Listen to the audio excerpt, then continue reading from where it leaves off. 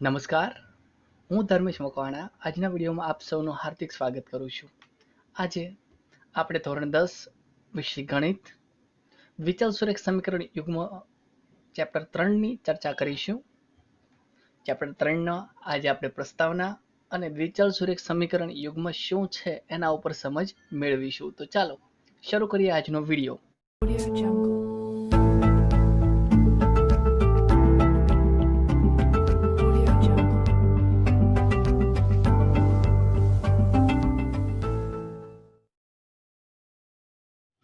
ચેપ્ટરનો અભ્યાસ કરતા પહેલા આ ચેપ્ટરમાંથી ધોરણ 10ના બોર્ડના પેપરમાં કેટલા માર્ક્સ અને કેટલા માર્ક્સના દાખલા પૂછાવાના છે એના પર વાત કરીએ તો દ્વિચલ સુરેખ સમીકરણ યુગ્મમાંથી સ્ક્રીન ઉપર દેખાય છે તે રીતે ઓબ્જેક્ટિવ 2 માર્ક્સના છે, એટલે કે એક માર્ક્સના 2 પ્રશ્નો છે, તેમજ 2 માર્ક્સનો એક પ્રશ્ન છે અને 4 માર્ક્સનો એક પ્રશ્ન છે. આમ કુલ મળીને 8 માર્ક્સ જે બાકીના બધા ચેપ્ટર કરતાં વધારે માર્ક છે આ ચેપ્ટરમાંથી મળવાપાત્ર છે. જેમાં 2 માર્ક્સનો પ્રશ્ન છે ઓપ્શનલ પ્રશ્ન છે. બ્લુપ્રિન્ટની અંદર વધારે ચર્ચા નહીં કરીએ કારણ કે ઓલરેડી બ્લુપ્રિન્ટ ઉપર એક અલગથી વિડીયો બનાવેલો છે જેની લિંક મેં ડિસ્ક્રિપ્શનમાં આપી દીધી છે, તો વિદ્યાર્થી મિત્રો એ વિડીયો પણ જરૂરથી જોઈશો. આગળ વધીએ હવે ચેપ્ટરની અંદર. ચેપ્ટરની શરૂઆતમાં સૌથી પહેલા મેપ જોઈએ. મેપ મીન્સ ચેપ્ટરની અંદર કયા ટોપિક ઉપર આપણે ચર્ચા કરવાના છીએ. સૌથી પહેલા દ્વિચલ સુરેખ સમીકરણ યુગ્મના ઉકેલ માટેની આલેખની રીત આવશે, ત્યારબાદ આદેશની રીત આવશે, ત્યારબાદ લોપની રીત આવશે અને છેલ્લે ચોકડી ગુણાકારની રીત આવશે. આ ચારેય રીતે દ્વિચલ સુરેખ સમીકરણ યુગ્મનો ઉકેલ મેળવતા આપણે શીખીશું. તો ચલો જોઈએ સૌથી પહેલા પ્રસ્તાવના. પ્રસ્તાવનાની અંદર સમીકરણ ax + b = 0 જ્યાં a અને b belongs to R and a does not equal to 0 એ એક ચલ સુરેખ સમીકરણ છે.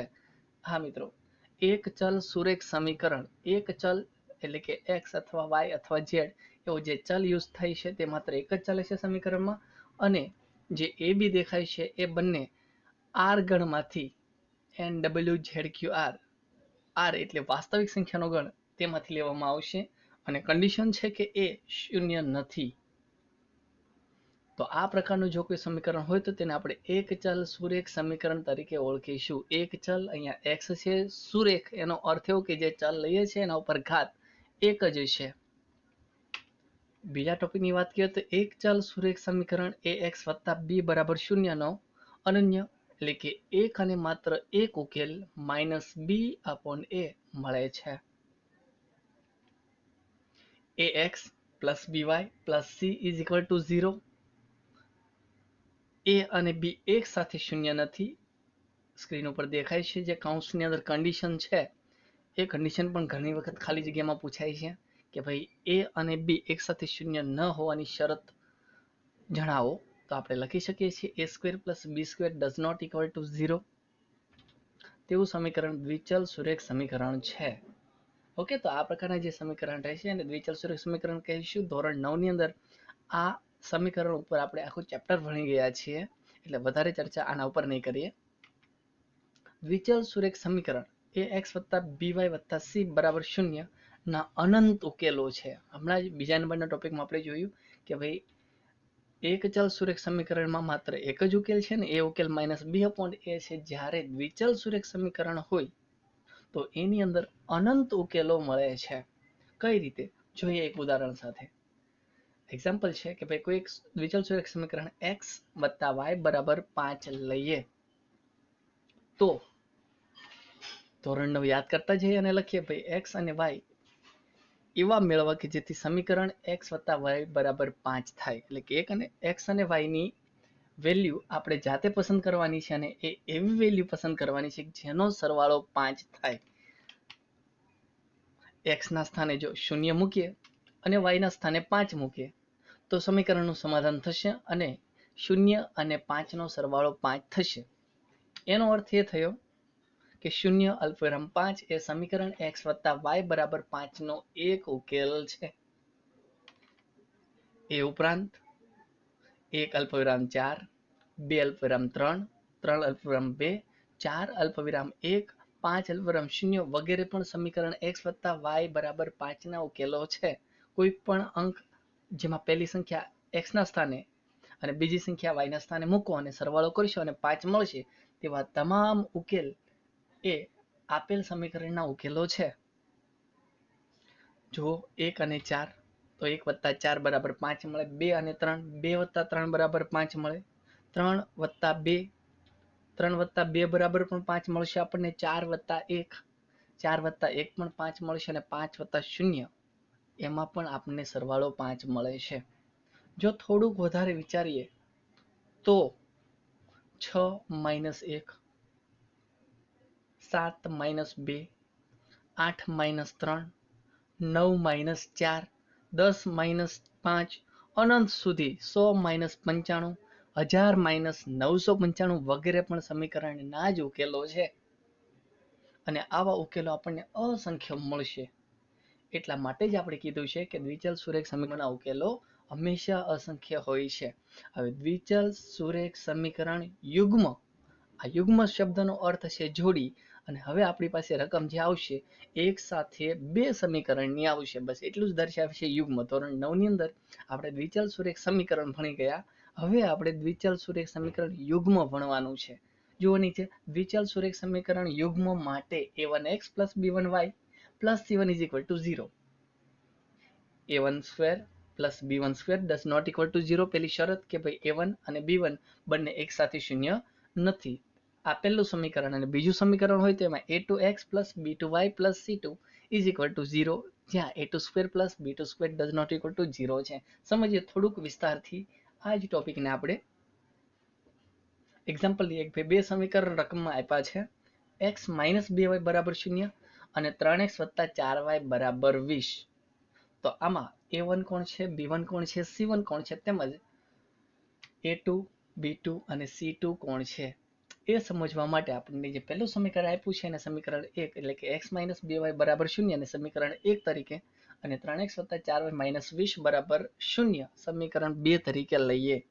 બીજા નંબરનું સમીકરણ છે, તરત ધ્યાન આપજો. રકમમાં તમને આપ્યું છે 3x વત્તા 4y બરાબર 20. જ્યારે આપણે સમીકરણ લખ્યું છે ત્યારે 20 ને બરાબરની પહેલી સાઈડ લખ્યા છે, જે સમીકરણ લખવાનું પ્રમાણિત સ્વરૂપ છે. x વાળું પદ, y વાળું પદ અને છેલ્લે અચળ પદ, પછી બરાબરની નિશાની. તો આ પ્રમાણિત સ્વરૂપમાં લખશો તો નિશાનીઓમાં ભૂલ નહીં પડે. તો આ જે સમીકરણ છે એને ax વત્તા by વત્તા c is equal to 0 એવા કે સમીકરણમાં a અને b એક સાથે શૂન્ય નથી. a square plus b square does not equal to 0. તેવા દ્વિચલ સુરેખ સમીકરણમાં a કોણ છે તો કે x નો સહગુણક, b કોણ છે તો કે y નો સહગુણક અને c એ અચળ પદ છે. આ ઓલરેડી આપણે ભણી ચૂક્યા છીએ. તેથી સમીકરણ 1 અને 2 ને અનુક્રમે a1x plus b1y plus c1 બરાબર 0 અને a2x plus b2y plus c2 બરાબર 0 સાથે સરખાવીએ તો શું મળશે? આમાં કન્ફ્યુઝ થવાની કોઈ જરૂર નથી. હવેનો ટોપિક તો જોઈશું એટલે આરામથી તમને સમજાઈ જશે કે ભાઈ અહીંયા a1 પહેલા સમીકરણમાં x નો સહગુણક કોણ છે તો કે કોઈ દેખાતું નથી. એનો અર્થ એવો કે x એક વખત છે એટલા માટે a1 આપણો 1 થશે. b1 તો કે બીજા નંબરના સમીકરણમાં y નો સહગુણક કોણ છે તો કે -2 એટલા માટે b1 તરીકે આપણે -2 લીધા. ત્યારબાદ c પહેલા સમીકરણમાં c1 એટલે પહેલું સમીકરણનું અચળ પદ. તો પહેલા સમીકરણમાં કોઈ પણ પ્રકારનું અચળ પદ આપેલું નથી એટલા માટે ત્યાં શૂન્ય લીધેલો છે. તેવી જ રીતે સમીકરણ 2 જુઓ. હવે જે આપણો a2 છે એનો અર્થ એવો કે બીજા સમીકરણના x નો સહગુણક, જે અહીંયા 3 આપેલો છે. b2 છે એનો અર્થ એવો કે બીજા સમીકરણનો y નો સહગુણક, જે અહીંયા +4 છે. તે ઉપરાંત c2 છે એટલે કે બીજા સમીકરણનું અચળ પદ, જે અહીંયા -20 આપેલું છે. તો આવી રીતે આપણે a1, a2, b1, b2, c1, c2 મેળવી શકીએ છીએ કોઈ પણ સમીકરણમાંથી. માત્ર એટલું યાદ રાખવાનું છે, અહીંયા જૂનું હતું કે x નો સહગુણક a હોય, b નો સહગુણક y નો સહગુણક b હોય અને અચળ પદ c હોય. નવું માત્ર એટલું અપડેટ છે કે પહેલા સમીકરણનો a હોય તો a1, બીજા સમીકરણનો a હોય તો a2. બીજું કોઈ ફેરફાર નથી. પહેલા સમીકરણનું અચળ પદ હોય તો c1, બીજા સમીકરણનું અચળ પદ હોય તો c2.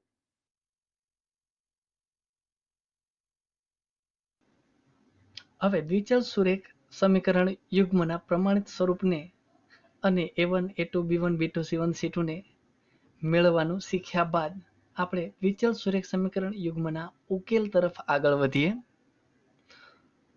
ધોરણ 9 યાદ કરીએ અને વિચારીએ કે ભાઈ સમતલમાં જો બે રેખાઓ માટે નીચેનામાંથી એક અને માત્ર એક જ શક્યતા સત્ય હોઈ શકે. પહેલી એટલે કે એ, બે રેખાઓ એક બિંદુમાં છેદે. નીચે આકૃતિ એ આપેલી છે. બી, બે રેખાઓ છેદતી નથી. અને સી, સંપાતી રેખા એટલે કે એક રેખા ઉપર બીજી રેખા. જો એક જ સમતલમાં બે રેખાઓ આપી હોય તો આ ત્રણ પૈકી કોઈ પણ એક જ શરત શક્ય છે. યા તો બંને રેખા એક બિંદુમાં છેદતી હશે, અથવા તો બંને રેખાઓ સમાંતર હશે, અથવા એક રેખાની ઉપર બીજી રેખા હશે.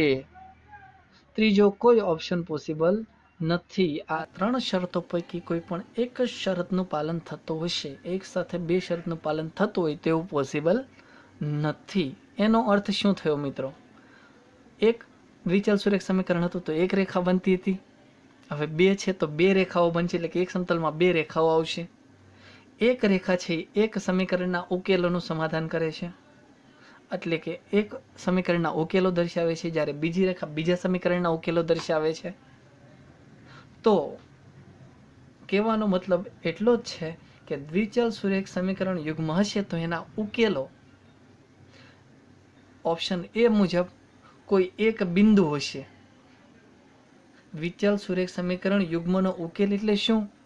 તો કે જે ઉકેલ બિંદુ બંને સમીકરણોનું સમાધાન કરતો હોય, એટલે કે પહેલું સમીકરણ છે એનું પણ સમાધાન કરે અને બીજા સમીકરણનું પણ સમાધાન કરે, આવું કોમન બિંદુ એ આપણો સમીકરણ યુગ્મનો ઉકેલ ગણાશે.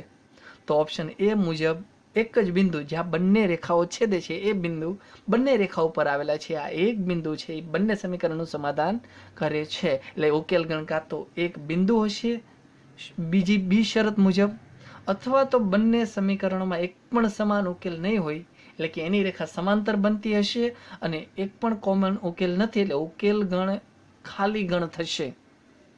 અથવા ત્રીજી શરત મુજબ સંપાતી રેખા, એક રેખા ઉપર જ બીજી રેખા, એટલે તમામ ઉકેલો બંને સમીકરણને લાગુ પડતા હશે અને ઉકેલો અસંખ્ય હોય છે, એટલા માટે અનંત ઉકેલ મળે. તો આ આકૃતિ અને આ વસ્તુ પરથી એટલું જ નક્કી થાય કે કોઈ પણ દ્વિચલ સુરેખ સમીકરણ યુગ્મ હશે એનો ઉકેલ કાં તો એક બિંદુ હશે, અથવા ખાલી ગણ હશે, અથવા અનંત ગણ હશે. માત્ર સમીકરણ ને ધ્યાનપૂર્વક જોઈને જ આપણે અંદાજ લગાવી શકીએ છીએ કે ભાઈ તેનો ઉકેલ એક બિંદુ મળશે, અસંખ્ય બિંદુ મળશે, કે એક પણ ઉકેલ મળવાનો નથી. અને એ અંદાજ લગાવવા માટે જે સ્ક્રીન ઉપર દેખાય છે તે કોષ્ટક સમજવું ખૂબ જરૂરી છે. હા, ધોરણ 10માં જે થિયરી છે, ઓબ્જેક્ટિવ છે, એ આ કોષ્ટક ઉપરથી આવવાની પણ શક્યતા છે. અને આગળ નીચે તમે 4 રીતો ભણવાના છો: આલેખ, આદેશ, લોપ અને ચોકડી ગુણાકાર. એનો બેઝ પણ આ કોષ્ટક છે. એટલે આ કોષ્ટક આ ચેપ્ટરનો ખૂબ જ મહત્વનો પાર્ટ છે, એટલે ધ્યાનપૂર્વક સાંભળવું. જોઈએ પહેલી શરત. બે સમીકરણમાં જો A1/A2 does not equal to B1/B2, એટલે કે A1/A2 નો જે ગુણોત્તર છે એવો જ ગુણોત્તર B1/B2 નો ના થાય, બંનેના ગુણોત્તરમાં ફરક હોય, તો ઉકેલની સંખ્યા એક જ મળે. ત્યાંથી જ આપણને ખબર પડી જશે કે આ સમીકરણ યુગ્મનો ઉકેલ એક બિંદુ છે. ઉકેલ ગણ કયા પ્રકારનો છે? ઉકેલ ગણ કયા પ્રકારનો છે એ આપણે ચોકડી ગુણાકારની રીત સમજશું ત્યારે વધારે વિસ્તારપૂર્વક વાત કરીશું. અત્યારે આગળનો ટોપિક સુસંગત છે કે નહીં એની વાત કરીએ. તો સુસંગતતા માટે માત્ર એટલું જ યાદ રાખવાનું કે જે સમીકરણ યુગ્મનો ઉકેલ મળે, ભલે એક બિંદુ હોય કે અસંખ્ય બિંદુ, જો ઉકેલ મળે છે તો તે સમીકરણ સુસંગત છે. એનો અર્થ એવો કે શરત 1 મુજબ A1/A2 does not equal to B1/B2 હોય તો એ સુસંગત સમીકરણ છે અને એનો એક ઉકેલ મળે. ઉદાહરણ આપ્યું છે x + 2y = 5 અને 3x + 5y = 13. આ પ્રકારના સમીકરણ હોય તો તેની આલેખની પરિસ્થિતિ એક બિંદુમાં છેદતી બે રેખા હોય અને બાજુમાં આલેખ પણ આપેલો છે. ઉદાહરણને થોડુંક વિસ્તારથી સમજીએ. એક્ઝામ્પલ છે કે ભાઈ x + 2y = 5 અને 3x + 5y = 13. x + 2y - 5 = 0 ને સમીકરણ 1 તરીકે લઈએ અને 3x + 5y - 13 = 0 ને સમીકરણ 2 તરીકે લઈએ તો A1 1, B1 2 અને C1 -5 મળે, તેમજ A2 3, B2 5 અને C2 -13 મળે. હવે શરત ચેક કરીએ તો A1/A2 1/3 અને B1/B2 અહીંયા 2/5 મળે છે. તેથી કહી શકાય કે ભાઈ 1/3 અને 2/5 ગુણોત્તર સમાન નથી. તેથી A1/A2 does not equal to B1/B2 હોવાથી સમીકરણ યુગ્મનો ઉકેલ અનન્ય ઉકેલ મળે છે, જે નીચેની શરતનું પાલન કરે છે. ક્લિયર એટલું? તો હવે આગળ વધીએ કોષ્ટકમાં બીજા નંબરની શરત. પહેલી શરતમાં A1A2 B1B2 નો ગુણોત્તર સમાન નહોતો. બાકીની બંને શરતમાં A1A2 અને B1B2 નો ગુણોત્તર સમાન છે. ફરક માત્ર C1 C2 ના ગુણોત્તર ઉપર આધારિત છે. તો શરત 2 કે ભાઈ જો A1/A2 is equal to B1/B2 પરંતુ A1/A2 does not equal to C1/C2 અથવા B1/B2 does not equal to C1/C2, આવી કન્ડિશનમાં ઉકેલોની સંખ્યા શૂન્ય છે. એક પણ ઉકેલ મળતા નથી. એટલે ઉકેલ ગણ ખાલી ગણ 5 આવશે. સુસંગત છે કે નહીં?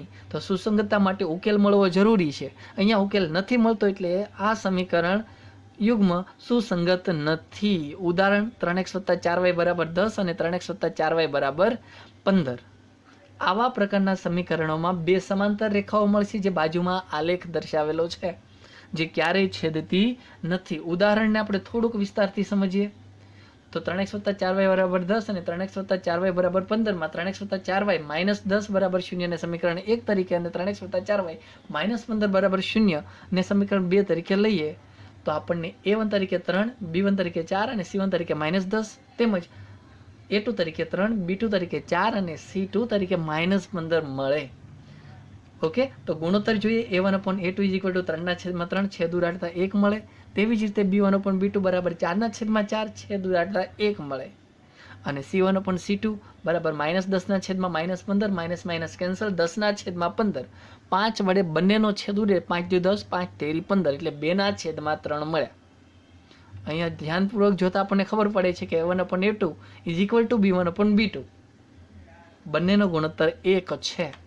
પરંતુ A1/A2 does not equal to C1/C2 અથવા B1/B2 does not equal to C1/C2. તેથી કહી શકાય કે ભાઈ A1/A2 = B1/B2 does not equal to C1/C2 હોવાથી સમીકરણ યુગ્મને એક પણ ઉકેલ ન મળે. આમ સુસંગત નથી અને નીચેની શરતનું પાલન થાય છે. ત્રીજી અને છેલ્લી શરત. હવે ત્રીજી શરતમાં A1/A2 = B1/B2 = C1/C2 એટલે કે ત્રણ ગુણોત્તરો સમાન છે. આવું ત્યારે જ બને જ્યારે બંને સમીકરણો સમાન હોય. ત્યારે એવી કન્ડિશનમાં ઉકેલોની સંખ્યા અનંત છે. ઉકેલ ગણ કયા પ્રકારનો છે ઉદાહરણની અંદર જોઈશું. એ ટોપિકને પેન્ડિંગ રાખીએ. સુસંગત છે કે નહીં? તો કે અહીંયા અસંખ્ય ઉકેલો મળે છે ને આપણે વાત કરી હતી કે ઉકેલ મળે તો તે સુસંગત હોય. એનો અર્થ એવો કે આ શરત પ્રમાણે પણ સમીકરણનો ઉકેલ સુસંગત છે. પરીક્ષામાં સમીકરણ આપીને સુસંગતતા પણ પૂછી શકે, ભાઈ આપેલું સમીકરણ સુસંગત છે કે નહીં. તો આ શરતોના આધારે જ તમે આન્સર આપી શકો છો. ઉદાહરણ આપ્યું છે x + y = 7 અને 3x + 3y = 21. અહીંયા જે આલેખ મળે છે એ એક રેખાની ઉપર બીજી રેખા મળે છે જેને ગણિતની ભાષામાં સંપાતી રેખા કહેવાય. ઉદાહરણને થોડુંક વિસ્તારથી સમજીએ તો અહીંયા x + y - 7 = 1 ને સમીકરણ 1 તરીકે લઈએ અને 3x + 3y = 21 ને સમીકરણ 2 તરીકે લઈએ તો A1 = 1, B1 = 1, C1 = -7 તેમજ A2 = 3, B2 = 3 અને C2 = -21 મળે. અહીંયા A1/A2 = 1/3, B1/B2 = 1/3 અને C1/C2 = -7/-21 - કેન્સલ થશે 7 તેરી 21 ત્યાં પણ 1/3 મળે છે. અહીં A1/A2 = B1/B2 = C1/C2. તેથી a1/a2 = b1/b2 = c1/c2 હોવાથી સમીકરણ યુગ્મના અનંત ઉકેલ મળે છે. અને એ ઉકેલ કયા છે એ દર્શાવવા માટે કંઈક આ રીતે લખી શકાય કે ભાઈ સમીકરણ યુગ્મનો ઉકેલ ગણ છગડિયા કૌંસમાં નાના કૌંસની અંદર x અલ્પવિરામ y, જ્યાં ઉપરના બે સમીકરણ પૈકી કોઈ પણ એક સમીકરણ લખી નાખવાનું. x + y = 7 આપણે સમીકરણ 1 ને અહીંયા લખેલું છે. અને શરત પણ કરવાની કે ભાઈ x અલ્પવિરામ y belong to R. આ શું દર્શાવે છે કે ભાઈ આ સમીકરણ યુગ્મનો ઉકેલ ગણ કોણ છે? તો કે ઉકેલ ગણ છે x અને y. કેવા x y? તો કે જ્યાં x + y = 7 થાય તેવી R ગણની કોઈ પણ સંખ્યા, એટલે કે તમે x તરીકે 2 લો, y તરીકે 5 લેશો, સરવાળો 7 થશે તો આ સમીકરણ યુગ્મનો ઉકેલ છે. x તરીકે 1 લેશો, y તરીકે 6 લેશો, સરવાળો 7 થશે તો આ સમીકરણ યુગ્મનો ઉકેલ છે. એટલે R ગણની કોઈ પણ બે એવી વાસ્તવિક સંખ્યાઓ લેવાની કે જેનો સરવાળો 7 થવો જોઈએ. એવા તમામ ઉકેલ આ રીતે અનંત ગણના ઉકેલને છગડિયા કૌંસમાં દર્શાવી શકાય. ઓકે, તો આ શરત નંબર 3. તો આજનો વિડીયો આપણે અહીંયા સમાપ્ત કરીએ છીએ. શાંતિથી વિડીયોને જોવા બદલ ખૂબ ખૂબ આભાર.